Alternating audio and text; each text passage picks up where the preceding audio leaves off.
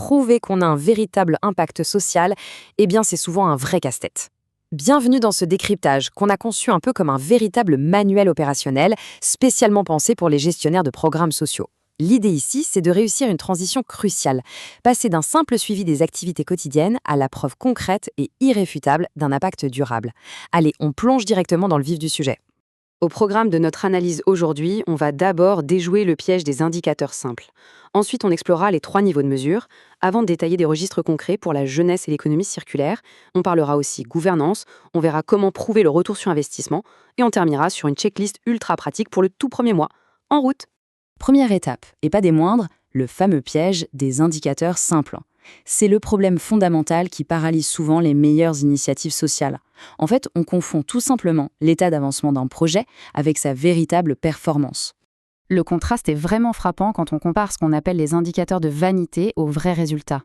D'un côté, on se contente souvent de compter les moyens déployés, par exemple le nombre de sessions organisées ou de personnes formées. C'est bien, mais ce n'est qu'une activité simple.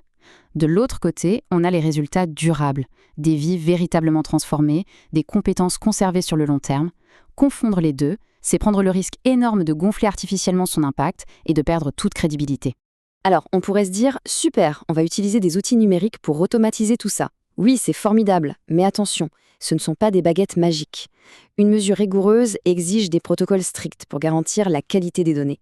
Par exemple, utiliser des identifiants uniques dans un CRM, c'est absolument indispensable pour éviter de compter la même personne 2 fois. Pareil pour le web, les paramètres de cookies sous-estiment très souvent l'audience réelle. Et n'oublions pas la rotation du personnel qui peut complètement casser la cohérence des collectes de données. Bref, une donnée fiable, c'est la base de tout. On passe à la suite. Il est grand temps de briser ce mythe tenace qui dit que l'impact, ça ne se mesure pas. C'est faux, à condition d'adopter un système hiérarchisé bien pensé. Tout repose sur ce cadre en 3 niveaux. L'étape 1, les sorties, c'est le suivi des ressources déployées. C'est hyper nécessaire, mais totalement insuffisant. Ensuite, on passe à l'étape 2, les résultats à court ou moyen terme. Là, on observe les changements directement attribuables au programme. Mais le Graal, c'est l'étape 3. L'impact, c'est la preuve du changement systémique et comportemental durable. Et oui, ça demande d'accepter un certain décalage dans le temps avant de pouvoir le mesurer. Cette citation met vraiment le doigt sur le problème. On privilégie ce qui est facile à compter plutôt que ce qui compte vraiment. C'est exactement ce qui différencie les programmes sociaux classiques qui s'arrêtent au niveau 1 par facilité, des entreprises sociales ultra performantes. Ces dernières poussent leurs mesures jusqu'au niveau 3, là où se trouve la véritable valeur de leur action. Entrons maintenant dans le cœur de ce manuel opérationnel. On va voir comment construire des registres d'indicateurs minimalistes, mais prêts pour un audit, à travers 2 cas très concrets, la jeunesse et l'économie circulaire. Regardons ce tableau de bord pensé pour l'insertion des jeunes.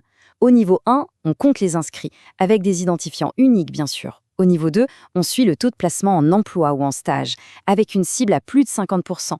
Mais le plus important, c'est le niveau 3. Mesurer la rétention dans l'emploi à 3 ou 6 mois avec un objectif de plus de 60%, c'est ça la preuve ultime. C'est cet indicateur précis qui valide la qualité réelle du placement. Et pour atteindre ces cibles ambitieuses, il faut comprendre comment nos actions interagissent. C'est un peu comme un puzzle. D'un côté, on a le coaching carrière, qui vient lever les freins individuels, comme le manque de compétences ou de confiance en soi. De l'autre, on a la mise en relation avec les employeurs, qui brise les barrières d'accès au marché. C'est en suivant rigoureusement ces 2 types d'indicateurs qu'on arrive à faire exploser le taux global de placement des jeunes. Maintenant, si on compare avec l'économie circulaire, la logique reste la même. L'indicateur d'impact de niveau 3, ici, c'est la part exacte de matières secondaires réellement réutilisées. Fini le piège où l'on se contente de compter le nombre de poubelles de recyclage distribuées. On mesure la qualité réelle des matériaux réintroduits dans le circuit, ce qui implique des audits de partenaires, des contrôles inopinés et un suivi strict des méthodes des fournisseurs. Chapitre 4, on va adopter une perspective un peu plus large, celle de la gouvernance. Parce qu'une mission sociale, aussi belle soit-elle, ne peut tout simplement pas survivre sans un moteur économique et des capacités opérationnelles robustes. Ça nous amène au modèle Scalers. Déployer un impact à grande échelle, ça demande bien plus qu'une bonne idée. C'est une question de capacité organisationnelle. Il faut en mobiliser 7 au total: le recrutement, la communication, la création d'alliances, le lobbying, la génération de revenus, la réplication et la stimulation des forces du marché. Ce sont tous ces moteurs, combinés ensemble, qui permettent de créer un vrai changement systémique. Et le point névralgique de tout ça, c'est la performance économique. Une bonne rentabilité n'est absolument pas l'ennemi de l'impact social. En fait, c'est son carburant. Elle finance ces fameux systèmes de mesure qui coûtent cher. Elle offre surtout le temps, la marge de manœuvre nécessaire pour que les résultats à long terme puissent mûrir.